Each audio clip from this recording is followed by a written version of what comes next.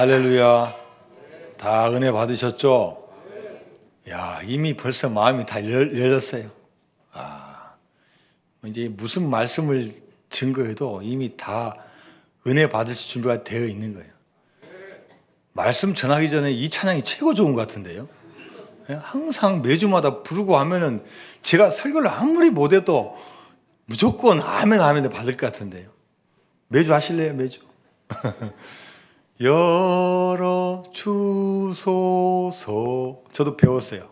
어설프게 배웠지만 벌써 배웠어요.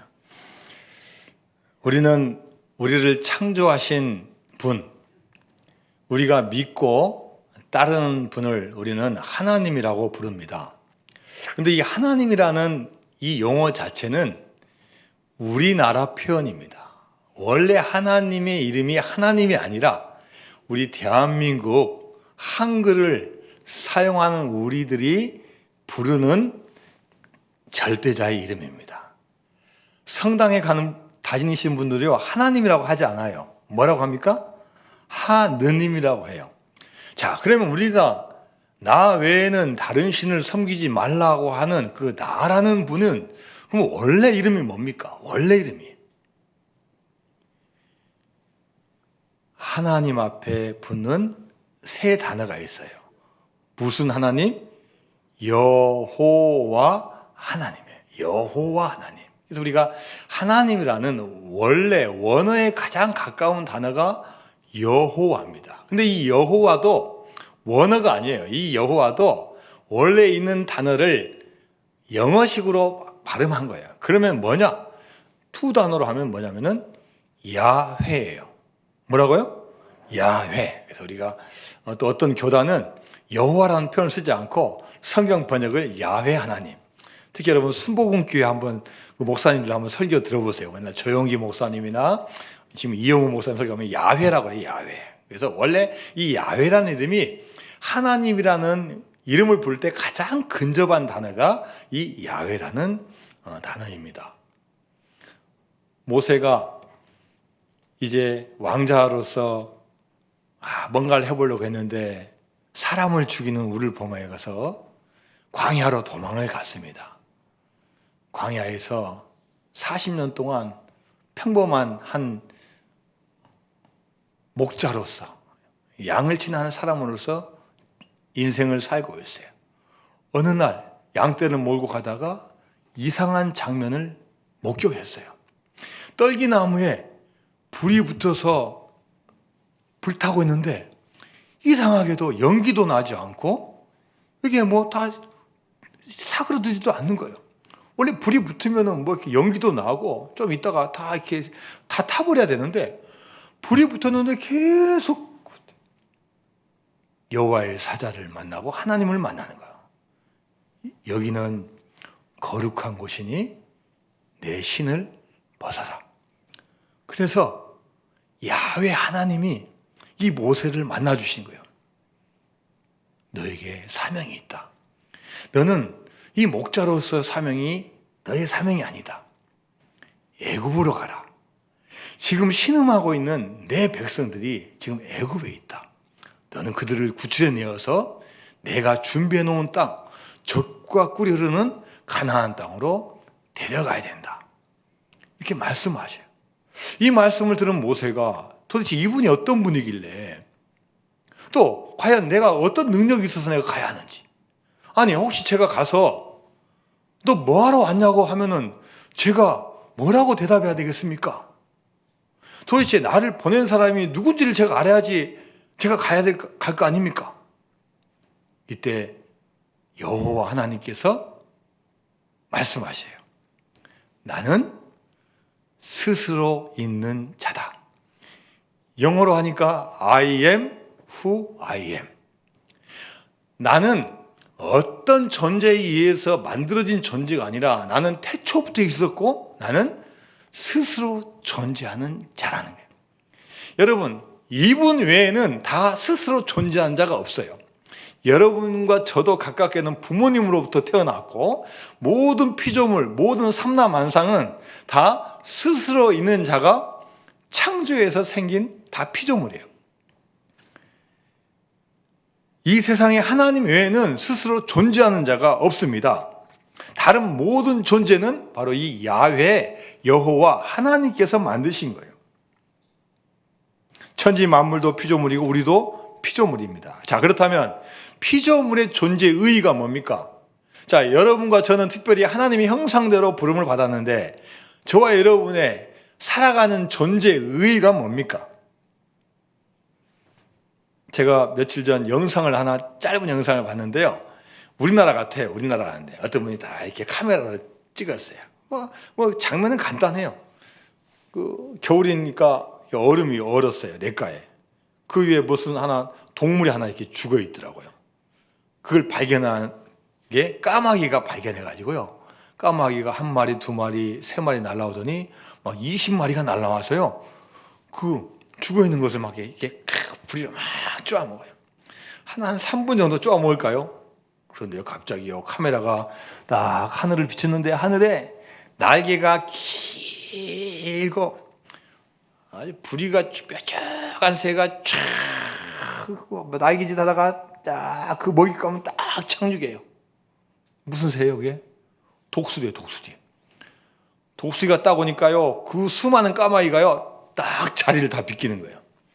그리고 있다가 보니까 까마귀 몇 마리는 딱 사라졌어요, 사라져. 그래도 그 음식을 먹고 싶은 까마귀들이 계속 구경하고 있는 거야. 이야, 독수리가 딱 앉아가지고 먹는데요, 그 무려 쫙쫙쫙쫙 쪼아 먹다가 뼈가 하나 튀었어요.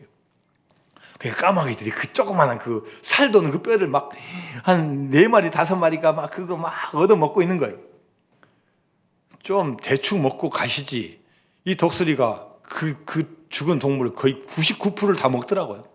뼈만 남겨놓고. 그리고 나서 쫙 창공으로 쫙 독수리가 날아오는 게 딱 화면에 보여요. 그러니까 그 1% 먹으려고 수많은 까마귀들이 또 몰려가지고 그 살도 없는 그 뼈를 막 쫓고 영상이 딱 끝나는 걸 봤어요. 제가 얻은 결론이 뭐냐? 그래, 독수리는 독수리고 까마귀는 까마귀다.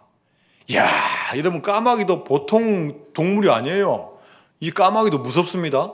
까마귀도 막 사과, 배, 농작물 초토화시켜요. 심지어 토끼까지 잡아먹는 게 까마귀야. 그런데 독수리가 나타나니까요, 까마귀가 몇십 마리가 돼도 다 도망가고 옆에서 하고 있는 거예요. 여러분, 우리가 어떤 존재로 지음받았든지 하나님은 그 존재의 다 특징과 다 능력과 다 나름대로의 모양과 모습대로 다 지어준 거예요. 피조물마다 다 특징이 있고 다 그 존재 이유가 다 틀립니다. 그렇다면 하나님의 형상으로 지음받는 우리의 존재 의의와 특징은 뭐겠습니까? 그것은 우리를 지어주신 그 하나님을 바라보고 그분을 경외하고 참으로 예배할 때 우리 존재 의의가 있다는 거예요. 물론 그 외에도 많은 것들이 필요하고 해야 될 일이지만 가장 근본적인 것은 하나님을 경외하는 존재로 우리를 삼아주셨다는 거예요. 여러분, 인류의 역사를 보십시오. 또 전 200개 넘는 나라를 한번 보십시오. 어떤 나라가 잘 살고 어떤 나라가 가치가 있고 어떤 분이 가치 있게 사는지 한번 보십시오. 하나님을 잘 경외하는 나라가 부자 나라가 돼요. 선진국이 돼요. 하나님을 모르고 하나님의 정신이 없는 데는요, 대부분 다 못 사는 거예요. 중동이 잘 살지만 중동은 석유 때문에 잘 살아요. 근데 석유 많다고 다 잘 사는 게 아닙니다. 베네수엘라는 석유 매장량이 1위지만 그걸 잘 활용 못하니까 못 사는 나라예요. 지금 중동이 지금 석유 가지고 지금 경제적 불을 이뤘지만 이거 오래 못 갑니다. 요즘 보니까요, 뉴스에서 보니까 대체 에너지가 지금 계속 지금 나오고 있어요. 특별히 우리 교회도 설치했지 않습니까? 무슨 에너지예요? 태양광 에너지. 옛날에는 이런 게 잘 몰라요. 태양광 에너지. 그냥 태양을 받아서 에너지 만들고. 또 요즘은 무슨 차가 나와요? 전기차. 요즘은 배터리 이용해가지고 요즘 배터리 기술이 싸움이에요. 세계의 싸움이에요. LG, 삼성 이 싸움을 해야지 이기는 거예요. 그 다음에 전기차 말고도 무슨 차 있어요? 또 수소차. 물이 H2O, 수소. 어떻게 보면 다 하나님께 주신 걸 가지고 그동안은 사용 못하다가 이제 대체 에너지를 막 개발하는 거예요. 또 뭐가 있습니까? 풍력, 뭐 여러 가지 지금 에너지가 있어요. 왜요? 이제 석유가 이제 고갈되고 앞으로는 이 석유 가지고 할 수 없으니까 이 인류를 위해서 하나님 주신 것을 하나하나 우리가 지금 찾고 발견하고 지금 개발을 하고 있습니다. 자, 어떤 나라가 잘 되는 나라이냐? 하나님을 경외하고 하나님이 주신 것을 잘 활용하는 나라가 잘 되는 나라이고, 우리 사람도 마찬가지입니다. 미국이 세계적인 강국이 된 것은 그 출발점이 하나님을 잘 믿어서입니다. 다른 거 없어요. 1620년 영국에서 종교의 바퀴를 피해서 청교도들이 메이플라워를 타고 미국에 도착했습니다. 그래서 건국 정신이 하나님을 경외하는 거예요.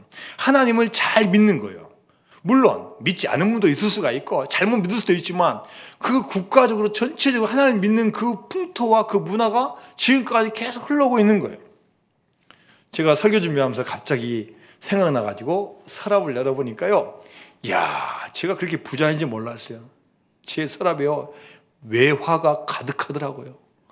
100달러짜리 한 장, 10달러짜리 두 장, 1달러짜리 20몇 장 있더라고요.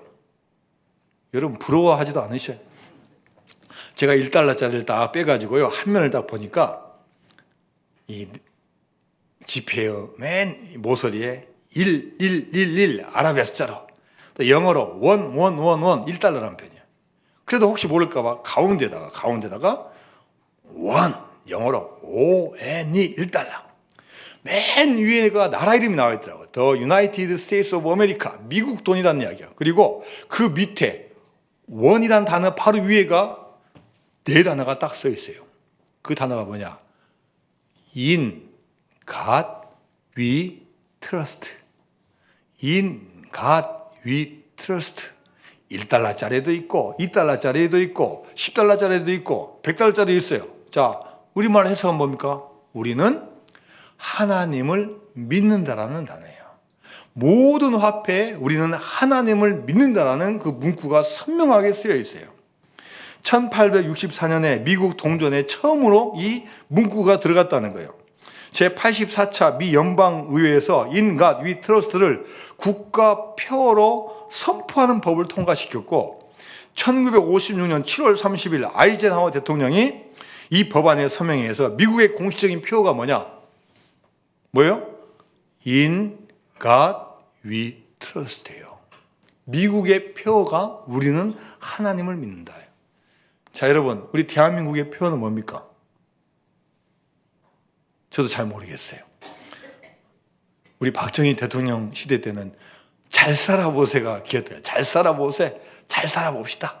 또 계속 정권마다 바뀌죠. 근데 지금까지 미국은 몇백 년 동안 바뀌지 않은 게 뭐냐? In God we trust. 국가뿐만 아니라 하나님을 늘 기억하고 잘 경외하는 그 나라와 가정은 복을 받게 되어 있습니다. 왜 그러냐면요, 하나님을 믿고 따라가면요, 하나님의 능력을 주시는 거예요. 하나님의 생각을 심어주고 하나님의 생각을 따름을 통해서 우리의 영혼이 자꾸 살아나는 거예요. 잘못된 미혹된 영이 없어지고 주님의 영이 우리 가운데 충만하게 되는 거예요. 하나님의 형상을 닮은 존재가 하나님을 쫓아가면 하나님의 어마어마한 능력을 그 형상에게 부어주시는 거예요. 할렐루야. 신약 성경의 고넬료는 하나님을 경외하는 사람이었습니다. 사도행전 10장 1절 2절 말씀 같이 한번 읽어볼까요? 시작. 가이사라에 고넬료라 하는 사람이 있으니 이달리아 부대라는 군대의 백부장이라. 그가 경건하여 온 지방과 더불어 하나님을 경외하며 백성을 많이 구제하고 하나님께 항상 기도하니. 야, 이 고넬료는요, 어떤 사람이었냐? 하나님을 경외하여 계세요. 하나님을 경외하는 사람이었어요. 그리고 하나님을 이 경외하니까 하나님께서 그 고넬료를 알고 있는 거예요. 야, 내가 둘러보니까 내가 선택한 백성도 아닌데 이방인인데 보니까 한 지점에서 계속 기도하면서 막 그래서 성경에서 어떻게 표현되어 있냐? 사도행전 10장 4절 말씀을 보니까요. 내 기도와 구제가 하나님 앞에 상달되어 기억하신 바 되었으니. 네가 하는 기도와 너의 구제와 좋은 일, 착한 일, 그게 나한테 왔다는 거예요. 나한테 상달됐고 내가 그걸 지금 기억하고 있다는 거예요. 이야, 고넬료가 이렇게 믿음의 길을 가니까 하나님께서 누구를 만나게 해주셔요? 베드로 만나게 해주셔요. 그냥 베드로는 1대1의 만남이 아니라 베드로가 내가 이방인에게 복음을 해야 된다는 것은 머리로는 알고 있지만 실제로 안 되는 거예요. 우리 유대인이 먼저 구원을 받아야지 어느 틈에 이방인에게 복음 증거합니까? 하고 있는데 하나님께서 이 고넬료를 통해서 딱 서로 환상을 보여주고 딱 만나게 해주셔가지고 세계 역사를 바꾸는 역사적인 만남을 이 고넬료에게 허락해 주는 거예요. 수많은 믿음의 사람이 있지만 여러분이 이렇게 하나님께 칭찬받는 이 고넬료라는 이름을 어떻게 이 성경책에 나오겠습니까? 오늘 본문은 제가 몇 주 전에 말씀을 증거했던 그 장이 똑같습니다. 구절은 틀리지만 그 장이 똑같습니다. 시편 몇 장이에요? 오늘 본문이 34장이죠. 그리고 제가 한번 설명드렸을 거예요. 어떤 상황에서 나온 시입니까? 사울왕을 피해서 도망갔는데요. 어디로 도망갔어요? 잘못 가가지고 자기가 죽였던 골리앗의 고향으로 도망간 거예요. 호랑이 굴로 간 거예요. 이제는 죽었다 했는데 하나님께서 도와주셔서 야, 한 미친 체 한번 해봐. 침도 막 질질 흘리고 막 정신병자 막 해면서 빠져나온 거예요. 자, 그리고 나와서 하나님께 시를 쓰는 거예요. 하나님 감사합니다. 그런데 내가 정말로 그동안 똑똑하고 내가 열심히 했다고 생각했는데 내가 왜 거기에 잘못 들어갔을까? 영락없이 죽을 뻔했는데 왜 하나님께 나를 살려주셨을까? 그러면서 야, 그래, 내가 잘한 건 많지는 않지만 그래서 내가 하나님을 경외하니까 내가 뭐 가진 것도 없고 내가 형제로 따지면 8번째고 내가 정말로 뭐 내세울 거 없지만 그래도 내가 하나님을 경외하고 나가니까 하나님께서 나를 긍휼히 여기시고 지켜주셨구나, 이런 마음이 들어서 그 글을 써가지고 고백을 한 거예요. 시편 34편 7절 말씀입니다. 시작. 여호와의 천사가 주를 경외한 자를 둘러 친지고 그들을 건지시는도다. 누구의 고백이라고요? 다윗의 고백이에요. 다윗의 고백이에요. 내가 그렇게 어려운 가운데 살아난 거 하나님께서 천사를 보내주셔서 둘러쳐가지고 날 건져주셨다는 거예요. 그 어려움 중에 살아나온 거 내 힘과 내 지혜가 아니라는 거예요. 하나님을 경외하는 것이 지혜롭게 사는 첫 단추를 꿰는 겁니다. 여러분, 단추를 2번, 3번, 4번 끼워도 첫 단추가 잘못 깨면 결국 다시 풀려야 돼요. 다시 원점에서 시작됩니다. 하나님을 경외하는 것이 축복되는 삶의 첫 번째라는 거예요. 다른 좋은 거 많이 있잖아요. 뭐 건강도 좋아야 되고 물질도 많아야 되고 사업도 잘 돼야 되고 미래도 보장돼야 되고 결혼도 해야 되고 자녀도 잘 돼야 되고 코로나도 회복돼야 되고 다 회복돼야 될 게 많이 있지만 어느 것보다도 가장 첫 번째가 되는 것은 하나님을 경외해야만이 지혜롭게 사는 첫 단추를 끼운다는 거예요. 잠언서 1장 7절 말씀입니다. 시작. 여호와를 경외하는 것이 지식의 근본이거늘 미련한 자는 지혜와 훈계를 멸시하느니라.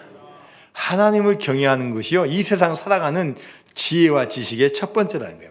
아무리 공부 많이 하고 아무리 노력하고 아무리 힘이 세도 하나님 경외하는 것을 알지 못하면요, 가장 미련한 행동이라는 거예요. 이스라엘아 들으라. 우리 하나님 여호와는 오직 유일한 여호와이시니 너는 마음을 다하고 뜻을 다하고 내 힘을 다하여 여호와 하나님을 사랑하라. 하나님을 경외하고 하나님을 사랑하며 나아갈 때 하나님께서 그 가족과 국가와 민족과 모든 것을 인도해 주신다는 거예요. 여러분, 교회의 목적이 뭡니까? 교회의 목적이 뭐예요? 온 백성들이 하나님을 잘 경외할 수 있도록 전도하고 선교하고 교육하고 예배 드리는 거예요. 하나님 경외하지 않으면 어떻게 됩니까? 어긋나요. 첫 단추 잘못 깨는 거예요. 무질서해집니다. 아무리 쌓아도 만족이 없어요. 좀 부족해도 돼요. 은사 없어도 되고, 기술 좀 부족해도 되고, 능력 좀 없어도 되고, 뭐 건강도 좀 부족해도 돼요. 그러나 하나님 경외하지 않으면은 큰 문제가 발생한다. 교역자도 마찬가지입니다. 교역자가 일은 잘하지만 하나님을 경외하는 마음이 없다면 여러분 어떻게 하나님께서 그 교회를 인정해 주시고 복을 주시겠습니까? 우리 장로님들과 권사님들과 안수집사님과 우리 교인들이 하나님을 경외하는 마음이 없이 그냥 봉사하고 그냥 일한다면 여러분 하나님께서 좋아하시겠습니까? 교회는 하나님의 교회가 되어야 되고 교회는 무엇보다도 하나님을 경외하는 일을 해야 되는 겁니다. 그게 첫 번째예요. 교회가 아무리 크고 숫자가 많고 물질이 많고 헌금이 많아도 하나님을 경외하는 사람이 없거나 줄어들면요, 그 교회는 반드시 잘못되게 되어 있어요. 그러나 바로 어제 시작한 개척교회도 하나님을 경외하는 사람 2사람만 있으면은 앞으로 5년, 10년 후 보면은 딱 눈에 보이는 거예요. 하나님께서 부어주시잖아요. 오늘 본문을 준비하면서 제가 하나님을 경외하는 이 주제를 가지고 설교해야 되는데 어떤 구절이 좋을까 해서 시편의 34장을 선택했는데 말씀을 준비하면서 쭉 보다 보니까 13절, 14절 말씀이 눈에 들어왔습니다. 자, 같이 한번 읽어볼까요? 시작. 내 혀를 악에서 금하며 내 입술을 거짓말에서 금할지어다. 악을 버리고 선을 행하며 화평을 찾아 따를지어다. 하나님을 경외하는 이야기가 나오다가 왜 갑자기 다윗이 왜 이 13절과 14절 말씀을 했을까요? 제가 막 책도 찾아봤는데 막 잘 해명이 안 돼요. 근데 제가 이렇게 묵상하면서 이런 생각이 들더라고요. 그렇지. 이 배경이 어디입니까? 다윗이 골리앗을 죽였는데 그 고향에 갔다가 큰일을 당한 거예요. 그렇지. 골리앗하고 무슨 관계가 있을까? 관계가 있죠. 여러분, 골리앗이 어떤 사람이었어요? 키만 큽니까? 아니면 막 온 게 막 무기가 다 있어요? 골리앗을 성경에서 어떻게 평가했습니까? 자, 사무엘상 17장 4절 말씀입니다. 시작. 블레셋 사람들의 진영에서 싸움을 도두는 자가 왔는데 그의 이름은 골리앗이요 가드 사람이요. 그의 키는 6규빗 1뼘이요. 다른 다 설명보다 맨 앞에 있는 게 뭐냐면 이 골리앗은 무엇을 도두는 자예요? 싸움을 도두는 자예요. 와서 싸움을 도두는 자예요. 싸우고. 사무엘상 17장 43절 말씀 볼까요? 시작. 블레셋 사람이 다윗에게 이르되 내가 나를 개로 여기고 막대기를 가지고 내게 나아왔느냐 하고 그의 신들의 이름으로 다윗을 저주하고. 이 골리앗은요 나와서 협박하는 거예요. 특별히 이스라엘 백성들에게 야 우리 신들이 최고다. 응? 너희들 한번 자신 있으면 나와봐라. 이 저주받을 놈들아. 너희 혹시 신 있어? 하나님에게 모든 저주를 퍼붓는 거예요. 이스라엘 백성이 저주하면서 저주를 하고 악평하고 혀와 입술을 놀려가지고 계속 비난과 비판을 하는 거예요. 그리고 화평을 도모하지 않아요. 어떻게 하면 싸울까? 어떻게 하면 죽일까? 이 소리를 다윗이 들었을 때는 내가 빨리 처치해야 되지. 이스라엘 백성이 들었을 때는 두렵다, 무섭다. 아이 골리앗 이것 때문에 어떻게 하지? 그 순간에요. 그 소리를 누가 듣고 계시냐? 하나님께서 듣고 계시는 거예요. 자기가 힘세다고, 거대한 등치가 있다고, 어마어마한 무기가 있다고 교만해가지고 이스라엘 백성 군대뿐만 아니라 하나님을 저주하는 거예요. 이스라엘 백성은 힘이 없어서 대들지 못하죠. 오직 다윗 하나만 나가지만 하나님께서 누구를 사용하시겠습니까? 다윗을 사용하셔서 그 자신을 저주하는 골리앗을 하나님께서 딱 제거시키는 거예요. 이 사실을 이 다윗이 깨달으니까 그래 내가 힘이 있어서 내가 골리앗 물리친 게 아니야. 내가 이걸 물맷돌 이 실력이 좋아서 한 게 아니야. 얼마든지 피할 수 있어요. 하나님께서 도와주셨고 하나님께서 그 말을 들으니 얼마나 화나셨을까? 그래서 나를 사용하신 게 아닐까?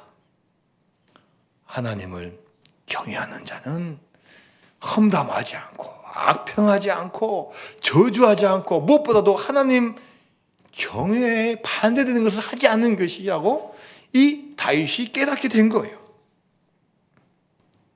그래서 이 결론이 뭐냐? 다윗이 하나님을 경외하니까 이렇게 복을 주시는구나. 시편 34편 9절에서 10절까지 말씀입니다. 시작. 너희 성도들아 여호와를 경외하라. 그를 경외하는 자에게는 부족함이 없도다.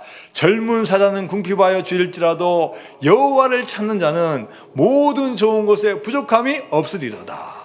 할렐루야. 여호와를 경외하는 사람은요, 기다리라는 거예요. 기다리라는 거예요. 여러분, 여호와를 경외하는 사람은요, 지금 당장 이루어지지 않아도 기다리라는 거예요.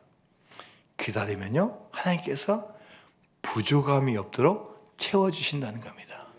여러분, 우리는 무엇을 기다립니까? 골프 좋아하시는 분은요, 이제 부킹해가지고 오늘 멋지게 라운딩 할 그날을 기다려요. 프로야구 좋아하시는 분은 3월에 이제 봄 날씨가 되면 프로야구가 시작되지, 내가 좋아하는 홈런 타자 해서 기다리고 있는 거예요. 또 아이스하키를 좋아하는 분은 겨울에 아이스링크에서 하는 그날을 기다리는 거예요. 요즘요 보니까 신문 보니까 주식 열풍이 불어요. 주식 열풍이. 그동안은 월요일 날 일어나기 싫었어요. 회사 가기 싫었어요. 근데 주식을 사고 보니까요, 월요일 날 아침 9시가 주식이 딱 장이 시작되니까 월요일 날 기다려지는 거예요. 주식을 살 때고 안 뗄 때가 완전히 이게 달라지는 거예요. 트로트 좋아하시는 분은 요즘 미스 트롯이 2가 시청률이 몇십 프로래요. 그거 보기 위해서 리모컨 가지고 TV 앞에서 기다리고 있는 거예요. 축구 좋아하는 분, 손흥민 선수가 나오는 영국 그 축구를 기다리고 있는 거예요. 그러나 하나님을 경외하는 분은 하나님께서 내가 이 길을 가면 앞으로 부족함이 없도록 채워주시는구나, 그것을 기대하는 귀한 분이 될 줄로 믿습니다. 새벽 기도하시는 분은요, 새벽을 기다려요. 육체적으로는 피곤합니다. 새벽 기도가 잠 좀 자야지, 거리가 멀지, 피곤한데. 그런데요, 새벽에 나와서 기도하면요, 하나님께서 주시는 은혜가 있어요.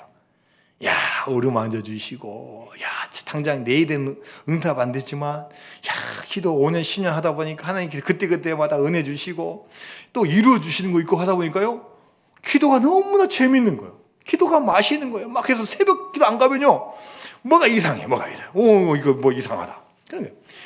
새벽 기도 하면요, 막 힘이 생기고, 막 하루가 즐겁고 승리하는 거예요. 할렐루야. 하나님을 경외하는 것은요, 우리 교인들은 주일만 하는 게 아니에요. 직장에서, 사업장에서, 이웃과의 관계에서 하나님을 경외하는 길을 가는 거예요. 여러분, 하나님 경외하는 사람이 함부로 살면 되겠습니까? 하나님 경외하는 사람이 남은 해코지하고 남을 사기치면 되겠습니까? 진정으로 하나님 경외한다면요, 하나님이 지은 피조물도 존중할 줄 아는 거예요. 비록 잘못됐지만 하나님 피조물이다. 하나님 지은 세계다. 같이 가는 거예요. 사사시대 인물 엘리 제사장 직무 잘 감당합니다. 제사장 옷도 입고 분향도 하고 기도도 하고 잘해요. 그런데 하나님을 경외하는 마음이 사라져가요. 나중에 주객이 전도되어서 겉으로는 제사장인데 실제 제사장이 해야 될 하나님 경외한 것을 하지 않아요. 여러분, 우리가 어떤 처지에 있든지 하나님을 경외하시기 바랍니다. 하나님을 경외하는 자에게는 반드시 하나님께서 복을 주신다고 말씀하셨어요. 제가 말씀 준비하면서 이 경외라는 단어를 찾아봤으니까요, 한 200개 정도, 200번이 나오더라고요. 구약 성경부터 시작해가지고요, 시작생각이 한 200번 아주 많이 나와요. 자, 신명기 6장 2절 말씀입니다. 시작. 여호와께서 우리에게 이 모든 규례를 지키라 명령하셨으니 이는 우리가 우리 하나님 여호와를 경외하여 항상 복을 누리게 하기 위하심이며 또 여호와께서 우리를 오늘과 같이 살게 하려 하심이라. 할렐루야. 야, 하나님께서요, 하나님을 경외하는 자를 뭐 하기를 원하신다고요? 복 주시기를 원하시는 거예요. 하나님을 경외하지 않는 나라, 하나님을 경외하지 않는 개인이 잘 되면 여러분 하나님께서 좋아하시겠습니까? 안 좋으신 거예요. 마음이 아프신 거예요. 그래서 하나님을 경외하는 백성들이 막 일어나기를 원하고, 야, 내가 축복 주시기 원하는 거예요. 그래서 여러분 영혼을 깨우고 여러분을 인도하시는 겁니다. 교회만 다니는 사람이 있고 하나님을 만나는 사람이 있습니다. 교회만 다니는 사람은 교회에 와도 인간적인 생각을 하고 육신적인 생각만 해요. 그러나 하나님을 만나는 사람은 늘 삶 속에서 하나님을 경외하는 사람이에요.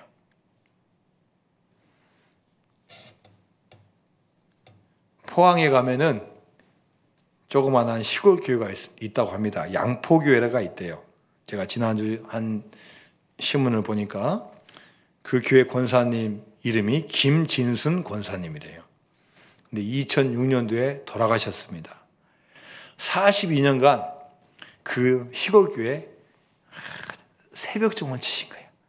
무려 42년간 눈이 오나 비가 오나 바람이 오나 42년간 새벽종을 치다가 2006년도에 돌아가셨어요. 이 자녀들이 우리 어머니 돌아가셨는데 우리는 어머니 덕분에, 기도 덕분에 이제는 다 잘 살게 되고 너무 복 받았는데 어떻게 어머니의 그 믿음을 우리가 이어받지? 우리는 서울에서도 좋은 아파트도 살고 또 경기도에도 살고 이게 잘 사는데 우리가 시골 교회를 위해서 할 수 있는 게 뭐지? 그래서 가족회를 해가지고 그래 우리 장학회를 만들자. 장학회. 그래서 가족 몇 사람이 모여가지고 장학회를 만들었어요. 그 장학회 이름이 뭐냐? 새벽종 장학회야. 어머니가 새벽종을 쳤기 때문에. 야, 우리가 다니는 교회는 그래도 규모도 있고 그러니까 자립이 되잖아. 우리가 좀 돈을 모아서 우리 어머니가 섬겼던 교회 힘드니까 우리 자녀들에게 애들에게 장학금을 주자 해가지고 1년 동안 열심히 모으는 거예요. 모아가지고 매년 1월 첫째 주에 가서 다 모여서 포항 양포교에 가가지고 예배를 드리고 장학금을 목사님에게 다 전달하고 그래서 그 장학금 가지고 지금까지 10몇 년 동안 계속 그 인재들을 키웠다는 제가 기사를 봤습니다. 자, 그렇습니다. 하나님을 경외하는 한 어머니가 있으면요, 그 잔손들이 다 본받게 되어 있어요. 꼭 우리 교회뿐만 아니에요. 하나님을 경외하는 사람은요, 우리 교회에 한정되어 있지 않아요. 물론 우리 교회를 잘 섬겨야 되지만 눈이 넓어지는 거예요. 한국을 보고 이 지역을 보고 전 세계를 바라보고 하는 거예요. 제가 김영석 교수님 이야기 자주 하잖아요. 인생은 몇 살부터라고요? 60세부터다. 인생의 전성기는 내가 살다 보니까 70대 중반이다. 우리 변장님이 약간 나이가 드신 거에 불과해요. 90은 약간 나이가 드신 거예요. 하나님 부르실 때까지 우리가 할 수 있는 일이 얼마인지 몰라요. 하나님을 경외하는 백성들, 하나님께서 지식 주시고 지혜 주시고 반드시 복의 복을 더하여 줄 줄로 믿습니다. 하나님을 경외함으로 2021년도에 승리와 큰 은혜가 있는 여러분 되시기를 바랍니다. 하나님 아버지 감사드립니다. 저희들 사랑하여 주셔서 귀한 주일 허락하여 주시고 예배와 찬송과 기도와 말씀을 통하여 하나님께 영광 돌리게 하여 주심을 감사드립니다. 한 분 한 분 하나님을 경외해서 이 땅에서 가장 멋진 삶, 가장 풍성한 삶을 살아갈 수 있도록 인도하여 주옵소서. 예수님의 이름으로 기도드리옵나이다. 아멘.